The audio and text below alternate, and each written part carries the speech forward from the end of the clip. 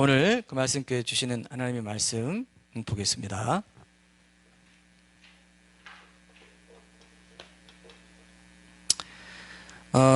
누가복음 6장 41절에서 42절, 그리고 오늘 제가 이 마태복음 7장 1, 2절 이거를 좀 다루어야 된다는 것 때문에 한 번 더 비판에 대해서 좀 설교를 해야 될 것 같습니다. 이게 비판하면 이 말씀이 사실 제일 대표적인 말씀인데 이거를 좀 충분히 다루질 못했습니다. 그래서 이 부분을 오늘 다루고 이제 건전한 비판의 방법 이런 것들을 이 부분을 기본 원리로 다루고 건전한 비판의 방법을 다음 주 마지막으로 다루려고 합니다. 마태복음 7장 1, 2절 오늘 주된 말씀인데 잘 오늘 한번 같이 묵상해 보는 시간 갖겠습니다. 누가복음 6장 41절부터 제가 먼저 읽을게요. 어찌하여 형제의 눈 속에 있는 티는 보고 내 눈 속에 있는 들보는 깨닫지 못하느냐? 너는 내 눈 속에 있는 들보를 보지 못하면서 어찌하여 형제에게 말하기를 형제여 나로 내 눈 속에 있는 티를 빼게 하라 할 수 있느냐? 외식하는 자여 먼저 내 눈 속에서 들보를 빼라. 그 후에야 내가 밝히 보고 형제의 눈 속에 있는 티를 빼리라. 아멘. 7장 1절 한번 봅시다. 마태복음 7장 1절에서 2절도 같이 봅니다. 비판을 받지 아니하려거든 비판하지 말라. 너희가 비판하는 그 비판으로 너희가 비판을 받을 것이요 너희가 헤아리는 그 헤아림으로 너희가 헤아림을 받을 것이니라. 네, 아멘. 그럼 우리가 설교를 이제 들을 때 우리가 비판에 대한 이렇게 주제 설교를 하면은 아무래도 뭔가 우리의 어떤 문제점들을 이렇게 찾게 되잖아요. 그죠? 그렇게 되면은 이제 설교에서 뭔가 위로받고 하는 부분은 좀 약할 수가 있죠. 근데 설교의 ABC가 뭐냐면 설교학 시간에도 제가 이제 책이나 이런 것 통해서 배웠는데요. 설교의 제일 중요한 요건은 뭐냐면요. 하나님께서 말씀을 통해서 나의 변화를 촉구하고 회개하고 결단할 수 있도록 삶이 새롭게 저 말씀에 맞게 내가 변화돼야 되겠구나. 어제보다 오늘, 오늘보다 내일 내가 더 나아져야 되겠구나. 이것이 없이는 설교 없다는 거죠. 설교가 아니라는 겁니다. 이해되죠? 그죠? 그리고 반드시 하나님의 말씀에 입각해서 모든 걸 전해야 돼요. 말씀 제껴버리고 뭐 강연식으로 한다. 그죠? 세상처럼. 그건 설교가 아닌 거예요. 두 가지죠. 그죠? 그러니까 뭐 여러 가지 기본 요소가 있지만 두 가지입니다. 반드시 하나님의 말씀에서 나와야 되고, 그죠? 그 다음에 뭐예요? 반드시 삶의 변화를 추구해야 되는 거예요. 그게 없이는 그냥 여러분 막 저게 막 좋게 그냥 위로만 하고 그냥 막 은혜만 받고 감사하다 이거는 아니라는 거죠. 설교 그런 것도 있죠. 그러나 반드시 그러니까 우리가 이렇게 살아야 합니다. 그죠? 이게 있어야 돼요. 여러분들이 우리 교회 성도들은 이제 물론 다른 교회 성도도 다 그런 마음 같지만 변화를 주는 말씀이 뭘까? 오늘 어떤 말씀을 내가 도전받을까? 내가 어떤 말씀을 새롭게 회개하고 주님 기뻐하시는 삶을 내가 결단할 수 있을까? 이런 것들을 기대하면서 말씀을 들을 때 은혜를 받아요. 오히려 위로를 받아요. 왜? 하나님이 나를 이렇게 사랑하셔서 지금 나에게 이런 문제를 깨닫게 해주시는구나. 기회를 주시는구나. 이게 위로가 되고 격려가 되고 힘이 되고 있죠. 능력이 되고 은혜가 되는 거예요. 근데 이렇게 훈련시키지 않는 청중들이 있습니다. 그래서 책에 그런 책이 있더라고요. 설교 잘 듣는 법. 네? 좋은 청중 되기. 좋은 청중 안 되고 맨날 그냥 적당히 사는 걸 좋아하고 그냥 이제 힘들게 살았으니까 여기 와서 은혜나 받고 좀 위로나 받아야지 하고 다 이래가지고는 그냥 스포일 시켜요. 청중들을. 그죠? 스포일 시켜요. 지금 요런 그런 청중들이 많습니다. 그러니까 계속 그런 책도 나오고 막 글도 나온다고요. 제가 이제 오늘 생각하면서 비판에 대해서 이렇게 하면서 성도들이 어떻게 은혜를 받을 수 있을까? 그렇게 내가 묵상하면서 주님이 주신 마음을 제가 좀 나누고 싶었어요. 그래서 여러분 어떻습니까? 내가 좋은 청중이 돼가지고 말씀의 그런 엑깃을 딱 뽑아 먹으면서 주님이 나에게 이런 기회를 주시고 이런 내 죄를 알게 하시고 기회를 주시니 얼마나 감사한가. 주님 감사합니다. 이런 감사, 제대로 된 감사를 해야 되는데 나 힘든데 왜 뭐 힘 안 줘? 이렇게만 하면은 수동적인 교인이 돼버리고 삶에 그러니까 여러분 이 주일에 와서 치열하게 여러분 일상의 문제들을 고민하게 하고 내가 다시 돌아보게 하는 자는 주중에 가서 은혜를 받아요. 맞습니까? 이게 비밀입니다. 이게 비밀입니다. 주중에 가서 은혜를 받습니다. 힘이 되니까. 그죠? 그거 꼭 기억하세요. 이 자체를, 그럴 때 진정한 은혜가 뭔지 이런 것들을 이제 여러분들이 보는 눈과 귀가 더 깊어지고 더 우리 주님 보시기에 합당한 그런 모습이 되어야 된다고 생각합니다. 자, 여러분 오늘 영상을 보니까 여러분 어떻게 느끼세요? 저는 이런 느낌이 들어요. 우리가 세상을 이제 살아가면서 우리 자신의 분명한 삶의 기준이나 어떤 분별력 없이 그저 대중심리에 이렇게 이리저리 이끌려 다니는 거, 이건 안 되겠구나, 이런 생각이 이제 더 들고요. 특히 정치인은 뭡니까, 여러분? 아까 그랬죠. 국민에게 관심이 있어요? 국민의 표에 관심이 있어요? 국민 표 없으면 지금 뭐 종로에 난리 났어요. 한 번도 시장 안 오던 정치인들이 두 분 거물들이 와가지고 맨날 시장 돌아다니면서 지금, 예? 악수하고 지금 어떠세요? 그래서 막, 여기 무슨 뭐 지하철 놔주세요, 뭐 해주세요, 뭐 몇 년 지나기가 안 됐죠. 지금 계속 하고 있죠. 정치 시즌 지나면 또 싹 빠지고. 국민의 표에 관심이 있죠. 그러면 국민들은, 그죠? 아까 그랬잖아요. 투표에 꼭 참여해가지고 정치인이 정신 똑바로 차리고 바르게 정치할 수 있도록 표로 도전을 해라, 이렇게 말하지 않습니까? 그럼 이 말은 뭐예요? 우리가 올바른 투표에는 관심이 없습니다. 왜 정치인들은 국민을 위하지 않느냐, 이렇게 막연하게 비판만 하고 이렇게 하면 무책임한 태도입니까, 아닙니까? 그러니까 비판을 할 때, 오늘 이제 저는 주제와 이렇게 연결을 짓는 묵상을 해보면서 이런 생각이 들어요. 우리가 정치인들이 활동해서 제대로 된 비판을 하려면은 그러한 비판, 국민이 우리 각자 한 사람 한 사람이 먼저 그렇게 건전한 비판을 통해서 정치인들에게 뭔가 생산적인 결과를 얻어낼 수 있도록 우리가 선결해야 할 과제가 있는데, 우리가 내 삶의 자리에서 내가 정치인에게 요구한 잣대에 걸맞게 나 스스로 국민으로서 마땅히 감당해야 될 책임을 다해야 한다는 이런 자리에 있을 때, 그러니까 표를 제대로 행사하는 자리에 있을 때, 그죠? 내 의무를 다할 때, 그때 제대로 비판할 수 있다 이거예요. 하나님이 우리에게 비판할 때 요구하시는 의무는 뭐냐면, 네 들보를 먼저 제대로 보고 빼고, 그죠? 그 자세가 있어야 네가 비판하는 상대방에게서 어때요? 제대로 된 결과를 얻어낼 수 있다. 연결됩니까? 연결되죠? 우리가 2, 3분짜리 영상을 보면서도 묵상을 해야 됩니다. 묵상을 하면 이게 이제 영적인 사고입니다. 비가 와서 저렇게, 오늘도 제가 눈 온 거 보면서 말씀이 생각났어요. 우리 죄가 저렇게 많아도 하나님이 하얗게 덮어주시면 눈처럼 희게 된다 했구나. 이게 영적인 사고예요. 묵상을 많이 하면은 이렇게 보면서도 이제 영적인 어떤 사고를 하게 돼요. 그죠? 그런 거 있죠? 그런 걸 자꾸 하라고 했죠, 제가. 그러면 묵상을 더 잘하게 되고 풍성하게 되고, 그게 그 설교입니다. 설교 그런 거예요. 보면서 그렇구나, 이런 생각. 그리고 눈 아무리 좋지만 제때 안 치우면은 질척질척해서 오히려 그렇게 좋던 눈이 어떻게 돼요? 시커멓게 되고 막 그렇게 애물단지가 되죠.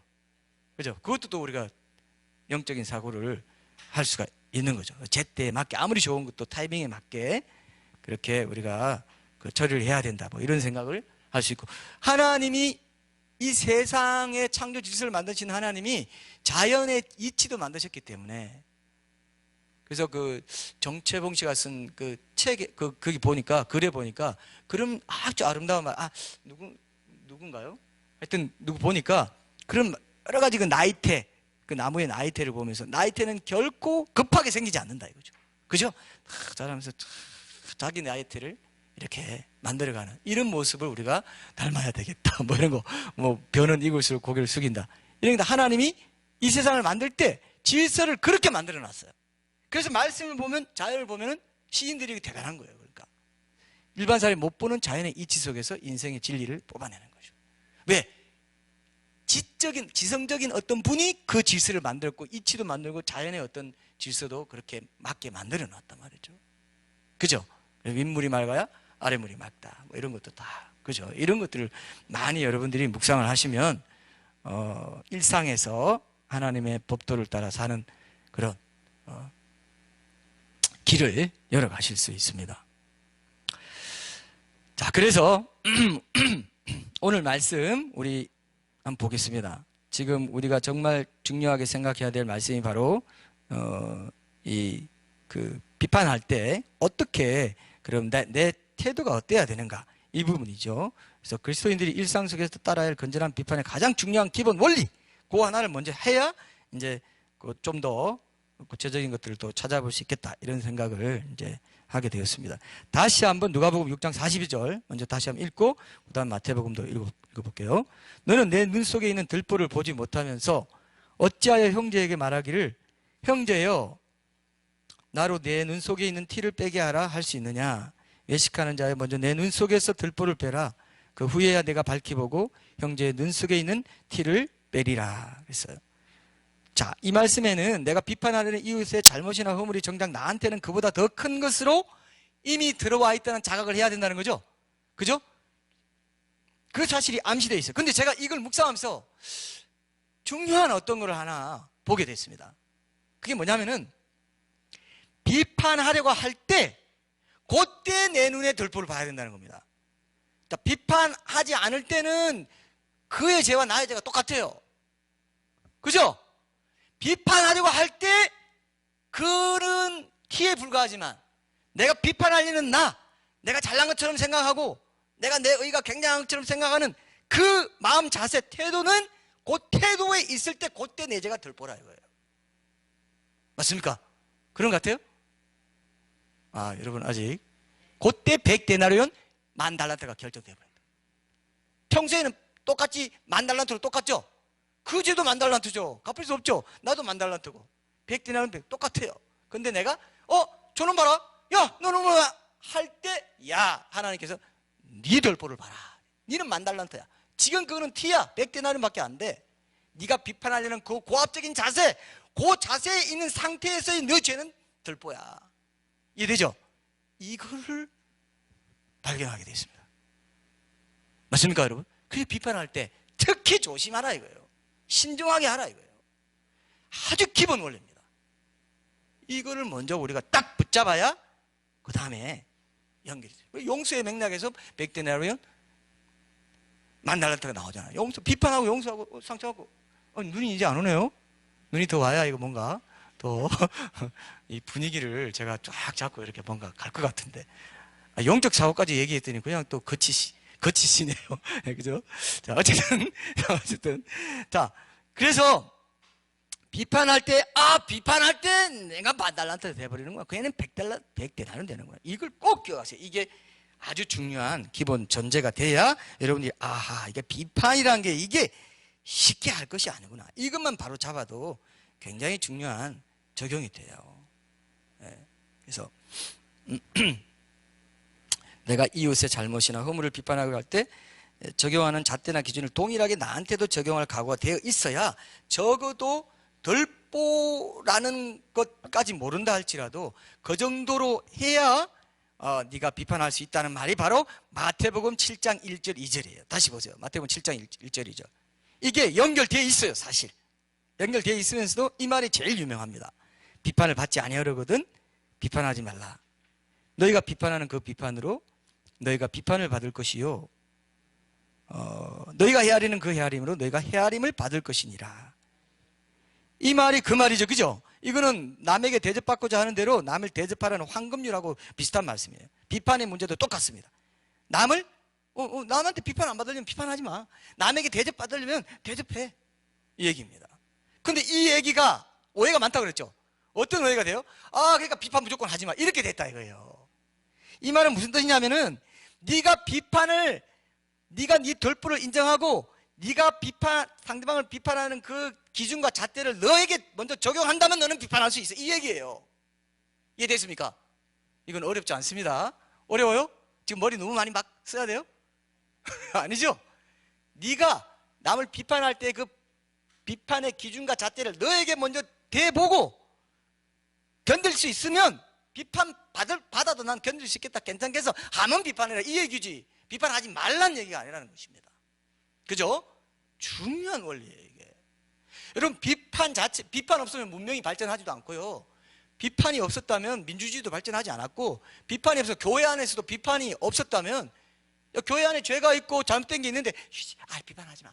목사님 무조건 비판하지 마. 무조건 하지 마. 그렇게 되면 안 된다고 돼 있어요.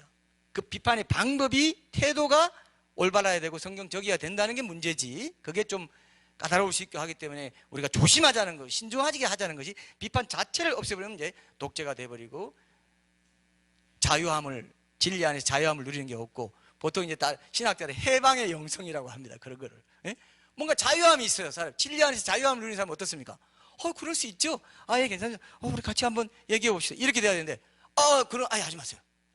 괜히 불난나고 시끄러워지니까 하지 마세요. 이럴 때가 있고, 아닐 때가 있는데, 무조건 하지 말라는 거죠. 그죠? 타이밍이 다 다른데. 그래서 비판이 없었다면 종교개혁도 없을 것이고. 그죠? 지금 우리 개신교 있을까요? 전부 다 천주교로 다 다니고 있었어요. 비판이 없으면 돼요, 안 돼요? 비판은 있어야 돼요. 왜? 좋은 비판, 건전한 비판, 생산적인 비판은 반드시 필요합니다. 잘못된 비판을 우리가 말하는 것입니다. 그래서 죄에 대한 깨달음이나 원칙, 윤리적인 문제 이런 것들을 다 이 비판을 통해서 우리가 알게 되는 거죠. 선한 삶을 파괴하고 망가뜨리는 게 뭔지를 모르면 선한 삶이라는 개념 자체가 없습니다. 그죠? 선한 삶이라는 개념 자체를 세워나가야 되는데 그걸 못하게 되는 거예요. 요즘은 어떻게 다원주의 시대니까 상대주의 가치관을 가지고 있으니까 나도 그 사람 듣고 나도 옳다 하니까 제일 욕먹는 게 뭐냐면 편협한 거, 독단적으로 보이는 거 제일 욕먹어요. 그죠?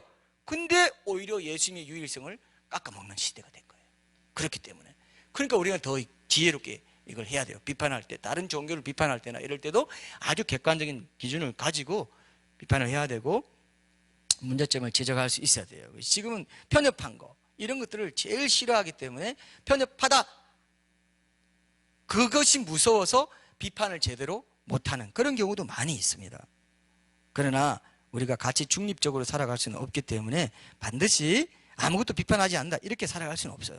죄에 대한 깨달음, 또 모든 사적인 결정이 모든 판단 기준이 되는 그런 세상이 되지 않게 하려면, 정말 세상이 도덕적으로 윤리적으로 하나님 창조 질서에 합하도록 하려면 죄에 대한 깨달음을 주고, 또 사적인 결정이 모든 것에 기준이 되어서는 안 된다, 절대적 기준이 있다, 이런 식으로 우리가 기준을 가지고 비판하는 것이 필요하다는 겁니다. 그래, 비판 자체를 못하게 하는 것은 안 된다는 거죠. 이해되시죠? 그죠? 이건 아주 중요한 원리가 돼야 됩니다. 그래서 중요한 것은 비판을 해야 돼요.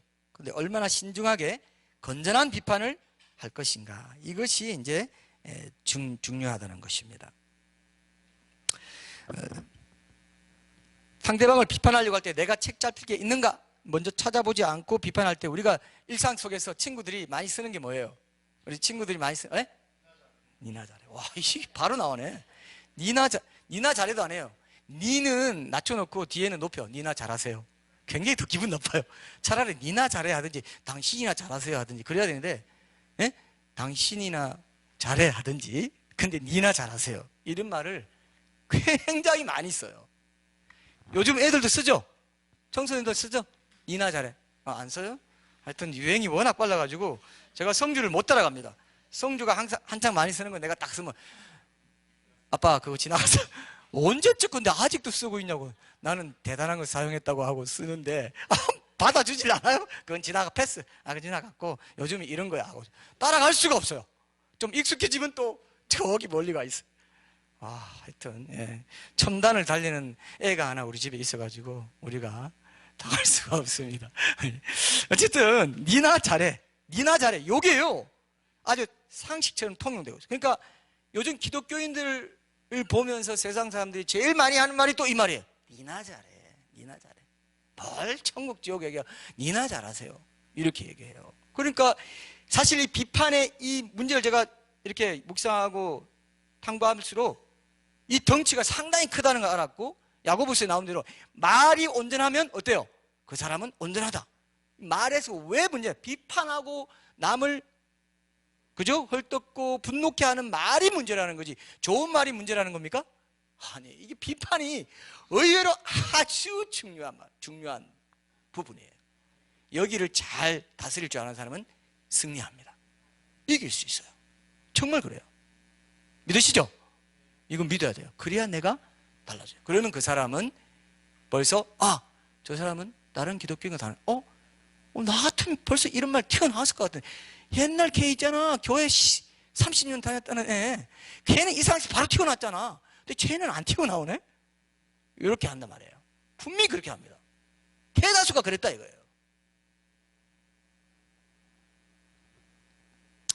비판을 아예 하지 말라니까 교회에서만 비판 안 하고 그 스트레스를 일상 세계 속에 가서 다 풀어. 집에 가서 다 풀고, 교회 가서는 네 집사님, 목사님, 네 잘난 척은 다 하고, 상냥한 척도 하고, 겸손한 척도 하고, 네 아니 괜찮아요, 뒷담화하고 막. 차라리 적절할 때는 비판해야 됩니다. 그러나 바르게 비판하세요. 내 들보를 먼저 점검하고 그 비판의 기준 잣대를 나한테 먼저 해보고, 아 괜찮겠다, 견딜만하다 할 때 하세요. 그것만 해도 굉장한 적용이거든요. 그죠? 그것만 해도 비판을 조심하게 돼요. 그 자체가 적용입니다. 그 생각하는 것 자체가, 아 생각해야지, 이게 아주 중요해요. 오늘 이거 하나만 생각하세요. 이거 하나를 이번 주에 계속 한번 연습해봐요. 그죠? 아주 중요한. 그래서 이 말에서 온전해질 수 있는, 말로 짓는 죄가 제일 심각합니다. 그래서 예수님이 그랬죠. 사람이 무슨 무익한 말을 하든지 마지막 날에 이에 대해 신문을 받을 것이다. 나는 까맣게 잊어버렸습니다. 까맣게 잊어버렸어요. 그래서 무익한 말이라고 생각하고 그냥 던졌던 말인데, 뭐 뒷다리에 누구 죽는다고, 그죠? 무슨 말이고, 누구 뒷다리에 개구리 죽는다 했습니까? 뭐 그런 것처럼 이미 큰 일이 벌어진 경우도 많고, 그것이 나비 효과를 일으켜가지고 내가 했던 아주 작은 말, 무익하다고 생각하고 그냥 툭 던진 말인데 그 사람이 상처가 되고, 그것이 여기 연결되고 저기 엄청난 나비 효과를 불러와가지고 큰 살인사건도 일어나고 전쟁도 일어나요. 그죠? 이런 걸 잘 조심하면은 인류 평화에 기여할 수가 있어요. 별로 안 믿으시는데 여러분, 인류 평화에 기여할 수가 있어요. 잘 들으시면 여러분들에게 큰 유익이 되리라고 생각합니다. 이런 것들을 이제 사자성어로는 내로남불이라고 하죠. 내가 하면 로맨스고 남이 하면 불륜이다. 내가 어떤 문제로 상대방을 내 마음대로 비판하는 건 괜찮고, 상대방이 똑같은 문제로 나를 비판하면 안 괜찮다. 그래서 정치인들이 이런 거 많죠. 옛날에 실컷 얘기하고 트위터나 뭐든 페이스북에 얘기했던 게 나중에 지금 상황에 보니까 그게 곧 자기에 대한 말이야. 이런 경우 있어요. 그게 바로 부메랑이 돼서 돌아온다. 그때 내가 비판할 때 나도 지금 그런 부분에서 문제가 없나, 한 번이라도 성찰을 하고 그 말 했다면 어때요? 안 돌아왔겠죠. 그러나 그렇게 안 하고 했기 때문에, 함부로 말했기 때문에 돌아온다는 겁니다. 그래서 우리 일상에서 그렇게 말하죠. 너도 그랬으면서 왜 나한테만, 너는 안 그랬냐, 그죠? 너는 안 그랬냐, 이거 상당히 힘 빠지게 하는 말입니다. 너는 안 그랬냐고. 나도 그랬지. 근데 왜 너는 왜 그래? 이렇게 말하면 뭔가 힘 빠져요.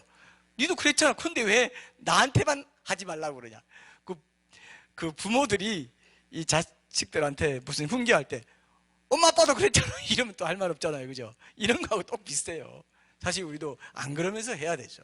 그러니까 전체적으로 거룩한 삶을 같이 추구하면서 그런 말도 해야 된다는 거죠. 부부간에도 마찬가지죠. 이런 것만 의식하고 살아도 상당히 많이 이런 부분에서 여러분들이 실수하지 않습니다. 아예 생각이 없어요. 이렇게 많이, 이 말은 전 세계적으로 유명하고 수천 년 동안 모든 사람의 책에 다 인용된 말이에요. 받지 않으려면 비판하지 말라. 말로만 듣고 그냥 어떤 격은 좋은 말로만 듣고 지나가 버려 다들. 즉 그런 말 있죠. 의사가 평균 수명이 짧다고. 제가 어디 보니까 63세래요.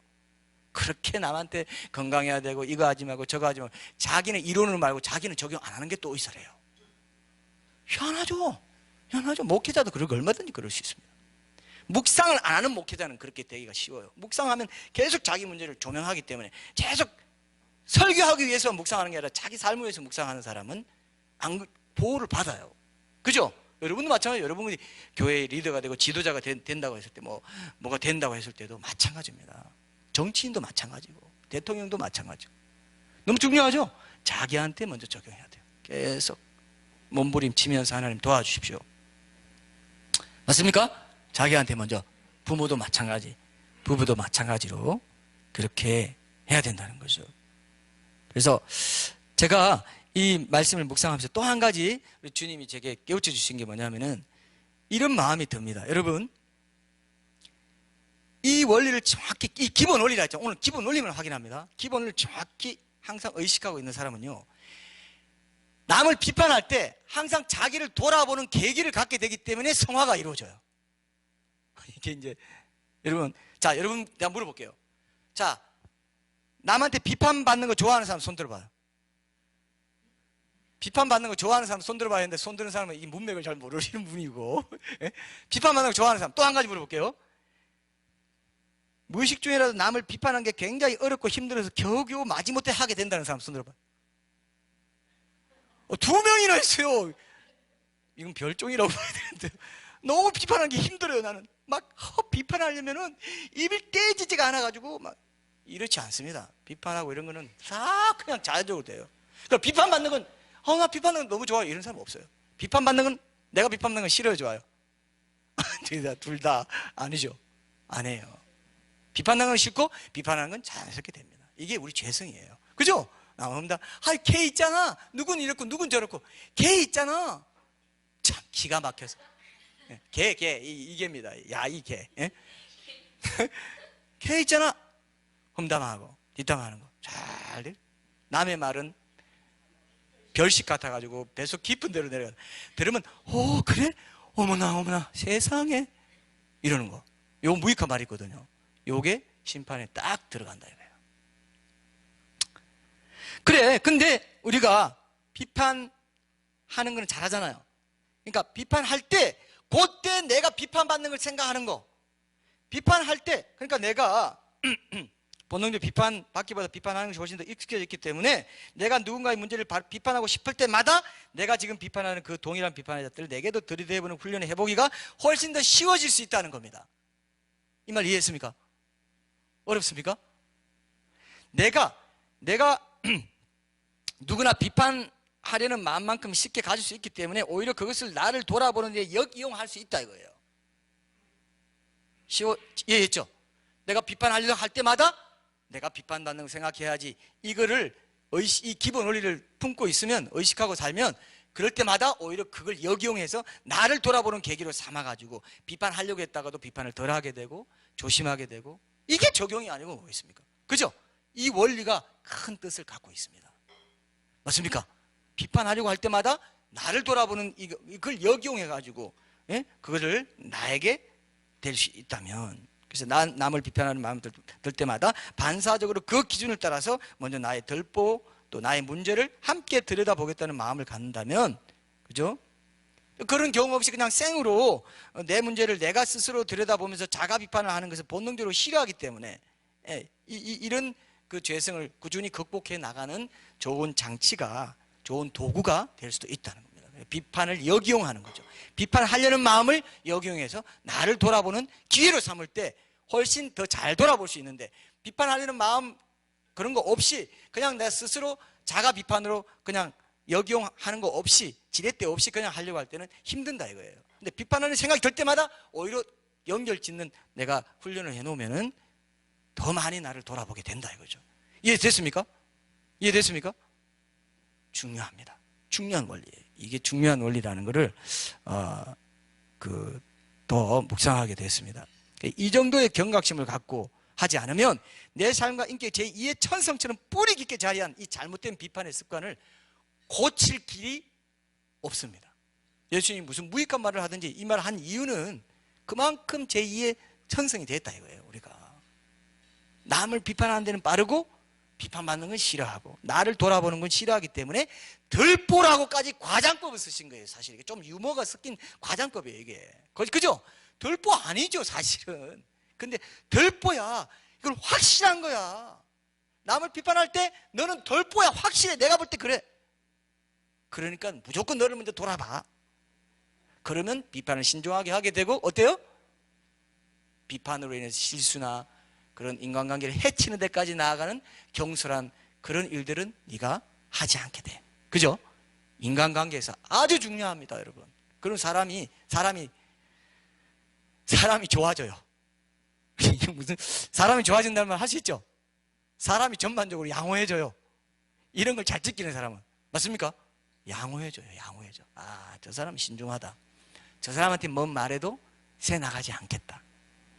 함부로 말 안 한다. 이런 인식이 바뀔 때 회사에서 승진이 빠르다는 것을 기억하세요. 꼭 그런 기복주의로 우리가 하는 건 아니지만 저 사람 믿을만해. 사리 판단이 바르고 적절하게 비판할 때 비판하면서 충원도 해주면서 자기 어떤 사익으로 그렇게 하지 않나 이런 생각을 이제 인식을 줄 수가 있어요. 그래서 여러분 이웃과의 관계에서 이 부분만 제대로 잡아도요 성화의 과정에 아주 큰 진전이 있습니다. 아주 큰 불평하고 원망 이런 것도 다 비판에 해당해요. 어떤 불평은 하나님께 대한 불평입니다. 하나님을 비판하는 게 불평이에요. 원망, 불평. 그래가지고 광야 시대에 이스라엘 백성이 어떻게 됐어요? 불평하는 거 내가 들었다? 너희들은 가나안 땅 40년 동안 돌아야 돼. 불평해가지고 그랬어요. 일주일 만에 갈 수 있는데. 지금도 어때요? 지금도 하나님을 비판하면 어때요? 함부로 비판하면 그렇게 될 수 있습니다. 쉽게 갈 수 있는 걸 뺑뺑 돌아갈 수가 있어요. 이거 뭐 율법적으로 정죄하려는 게 아니라 영적인 법칙이 그렇다 이거예요. 영적인 법칙이. 하나님께 비판하는 게 불평입니다. 원망입니다. 사람에게 비판하는 게 불평이고 원망이에요. 이런 것만 잘 잡아도 안 새나가요. 은혜가 안 새나가요. 은혜가 자꾸 새나가니까 평안이 없고 기쁨이 없고 감사가 없어요. 신앙생활 아무리 오래 해도 말로 다 많이 새나가거든요. 근데 말은 비판, 불평, 원망으로 새나간단 말입니다. 이것만 잘 잡고요 항상 감사하고 기뻐하고 화목하려고 자꾸 하는 사람들은 가정도 천국이 되는 것이고, 그죠? 교회도 천국이 되고 직장도, 제가 오늘 부흥사처럼 얘기하는 것 같은데 용납해 주세요. 어쩔 수 없어요. 진짜 그래요. 성령이 그냥 역사가 일어납니다. 성령의 역사가 일어나요. 은혜가 그냥 밀려 들어옵니다.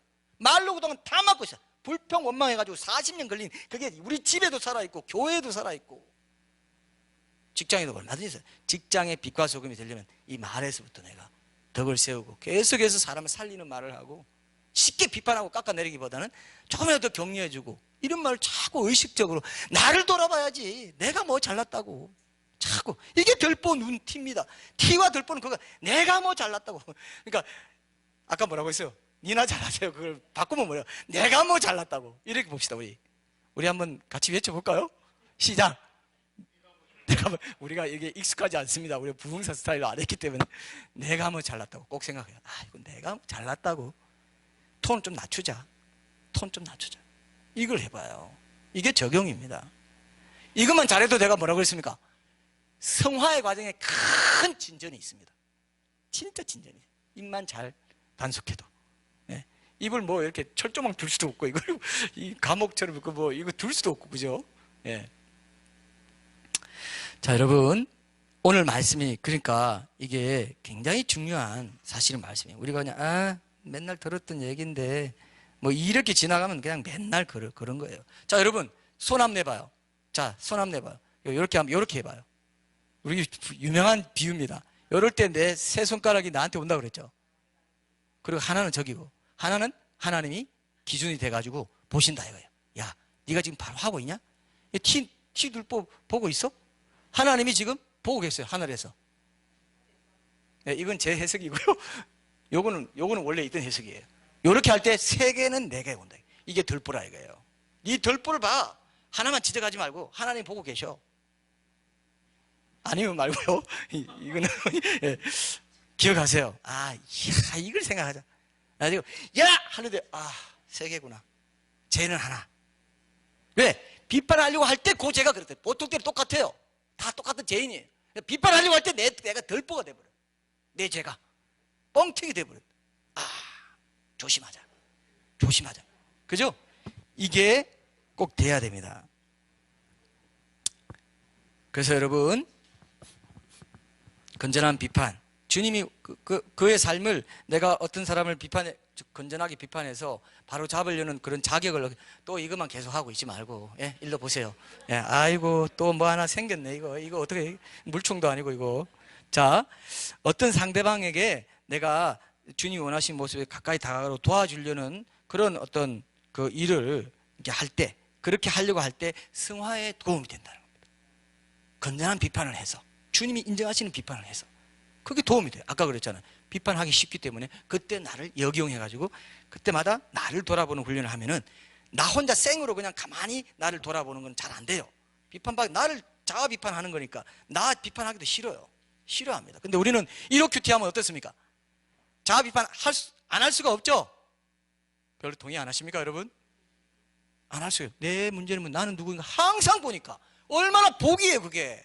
어떤 사람은 그렇게 하라니까 아 묵상할 때는 그냥 축복받고 위로받고만 하고 싶은데 그거 설교하고 똑같아요.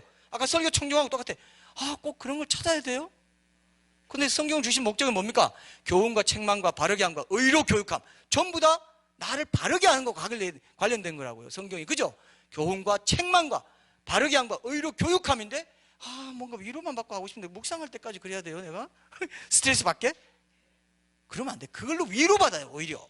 내 문제를 찾음으로써 위로받는 훈련을 하셔야 돼요. 은혜 받는 훈련을 하셔야 돼요. 그게 진짜 단단한 음식까지 소화할 수 있는 성숙한 그리스도인이 돼가는 과정입니다. 맞습니까? 그러면서 은혜 받아야 되는 겁니다. 근데 우리는 내 마음에 뭔가 풍족하게 뭔가 이거 자꾸 찾지 마세요. 그게 더 성숙한 그리스도인이 돼가는 겁니다. 단단한 음식을 소화하는 거예요. 맨날 젖 물리는 거는 맨날 애들 울면 그냥 젖 물리는 그건 위로받는 수준으로 그냥 계속 그렇게 사는 거예요. 그럼 많은 교회들이 그 정도로 그냥 사요. 왜? 떠날까 봐. 교회 떠나요. 뭐 하라 하면 왜 날 때려요? 왜 날 아프게 해요? 세상도 힘든데 여기 와서까지 왜 날 힘들게? 그럼 떠나버려요. 많이 떠났어요 우리도. 참나. 네, 참 모두 알 수 없어요. 그렇다고 뭐 우리 이렇게 할게요. 이렇게 할게요. 요거는 요거 이렇게 고치고 저건 고치고 오지도 못해요. 하나님이 안 기뻐하세요. 그죠? 사람에게 맞추면 됩니까? 하나님께 맞춰야죠. 이 교회가 세워지기를 그렇게 세워졌기 때문에. 그렇다고 해서 여러분들을 막 사정도 안 보고 이건 아니죠 전혀. 모든 걸 다 긍휼로 다 격려하기 원하고 하지만 말씀을 선포할 때 말씀 앞에서만큼은 자기 단독으로 써야지 자꾸 어떤 걸 자꾸 그 불순물을 섞으면 안 돼요. 그러면 지체가 됩니다. 40년 걸려요 진짜. 40년 걸려요 진짜. 지금도 40년 걸린 사람 많습니다. 교회를 그렇게 오래 다녔는데 한 40년 평균 다녔어요. 근데 일주일 만에 갈 수 있는 거 안 가고 있는 게 많습니다. 이것도 그 문제예요. 정말 내가 잡아야지 하면 일주일 걸리는데 그런 사람 얼마나 된다고. 그거 하는 게 쉽나? 꼭 이렇게 말하면 그런 게 쉽나? 요 한마디로 사탄이요 싹 가져가 버립니다. 사탄이 싹 가져가 버려요. 그런 게 쉽나? 말은 쉽지. 좋은 말이야. 이런 말 하지 마세요. 그게 불평하는 거예요. 하나님 능력 없습니다.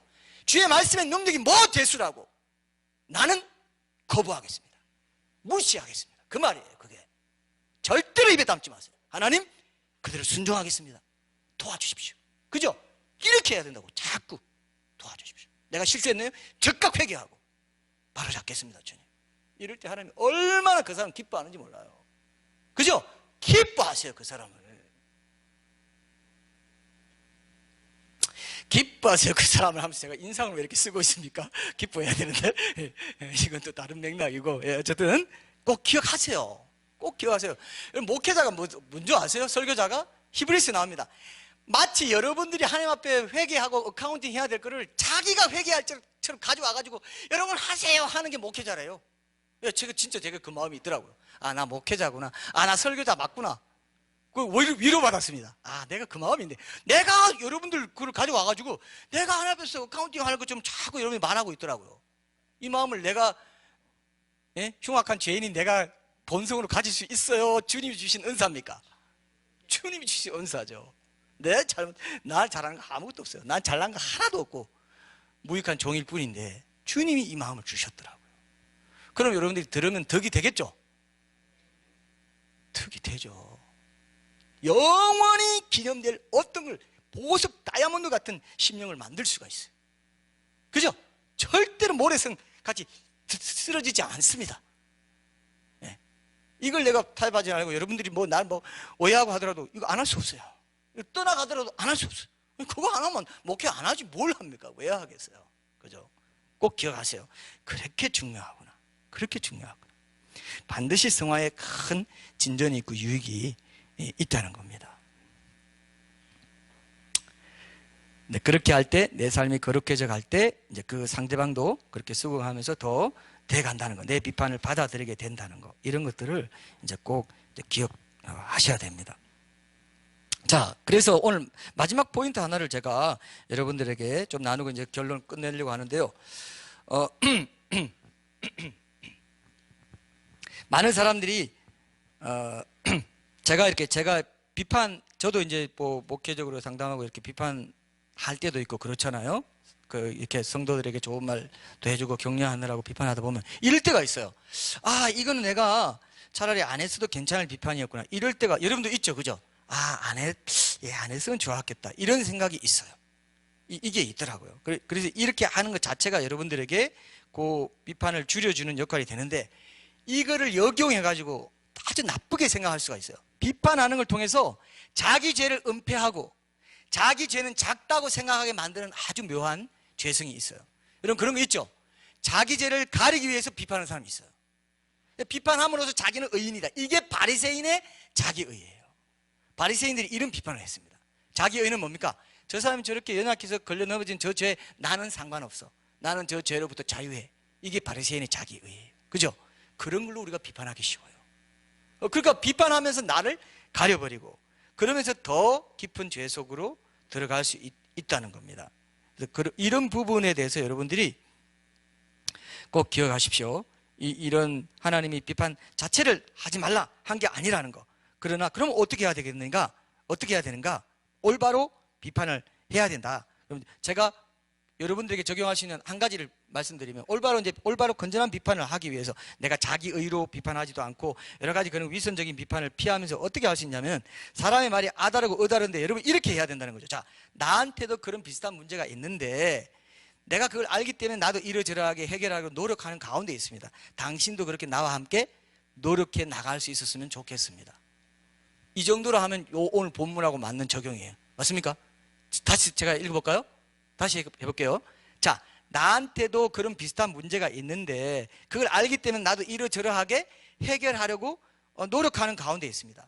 당신도 그렇게 나와 함께 노력해 나갈 수 있었으면 좋겠습니다. 이러면 듣는 사람이 상처 받을까요, 안 받을까요? 상처 안 받죠. 자기도 그걸 인정하면서 같이 노력해 가지고 하는구나. 아이고 참, 내가 또 이런 말을 듣네. 예? 그러겠죠? 그럴 것 같아요? 별로 여러분 감흥이 없으면 여러분 적용을, 예? 그렇죠. 상황마다 다를 수 있죠. 예. 그렇죠. 맞아요. 상사와의 관계 속이 쉽지 않죠. 예. 예. 그러나 하나님의 말씀을 우리가 기준으로 삼는다 했을 때, 그러니까 이제 우리가 이게 있습니다. 저도 이제 그걸 느끼는데요. 내 감성이나 내 성향이나 내 지식이나 경험을 가지고 경험을 기준으로 그렇게 말할 때는 또 좀 어려울 수 있는데, 하나님의 말씀을 기준으로 하잖아요. 절대적인 하나님의 말씀 기준으로 하잖아요. 어떤 상황에서 성령이 지혜를 주세요. 그때 이걸 느낄 수 있습니다. 이게 기준이 뭡니까? 하나님 말씀 기준이 뭐예요? 저 사람, 내가 비판하는 이 기준을 나에게 대해서 상사든 하사든 동료든 나에게 먼저 적용하고 하는 것은 절대적인 하나님 말씀을 기준으로 삼는 일이 맞죠? 상황이 어떻든 그걸 하라는 거죠. 하다 보면 하나님 성령님이 그때그때 지혜를 주신다는 거죠. 전 이걸 믿어요. 성령님이 지혜를 주세요.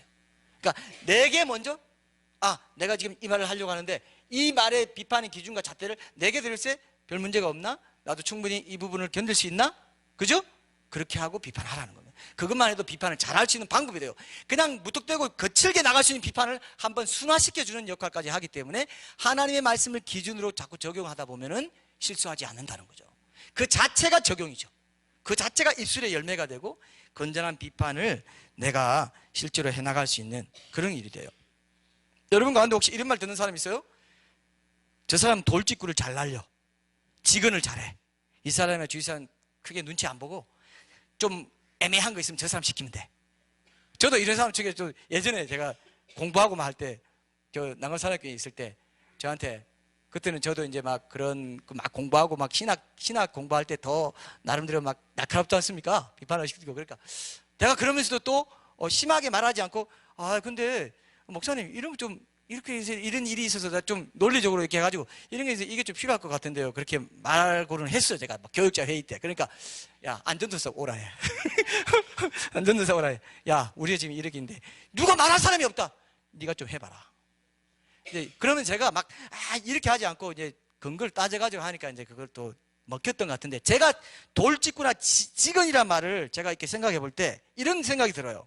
이런 생각. 상대방의 상황이나 이런 거를 그 상황에서 터져나온 문제에 대해서 올바로 지적하고 충고해 줘야 될 내 상황, 이런 걸 충분히 돌아보지 않고 그렇게 안 해야 이 까다롭고 어려울 수 있는 그런 이 충원을 제대로 해낼 수 있다, 이런 의미가 있어요. 그러니까 충분히 그와 나의 상황을 돌아보지 않아야 딱 한번 던질 수 있는 거, 이게 돌직구 아닐까? 그러면 오늘 말씀이 안 맞구나, 그죠? 안 맞아요. 돌직구 직은 너무 좋아하지 마세요. 직언이 아니고 뭐라고요? 곡은?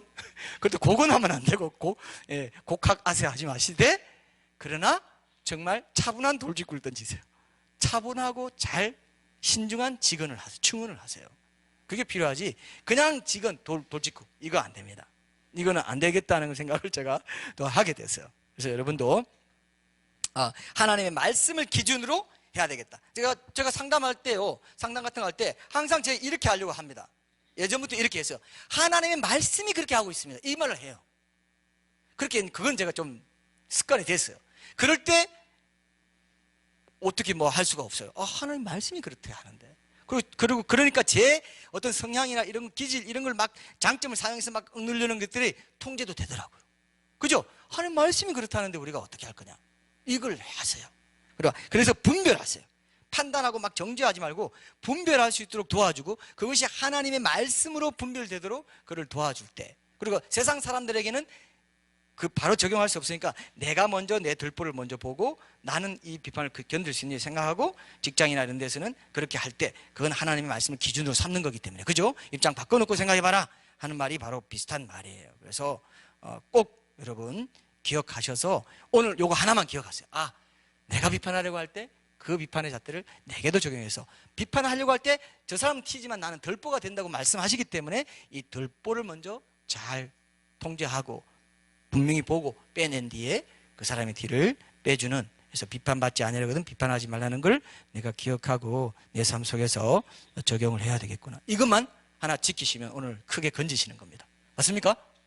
네. 자, 오늘 우리 찬양하고 우리 합심 기도하고 마치겠습니다.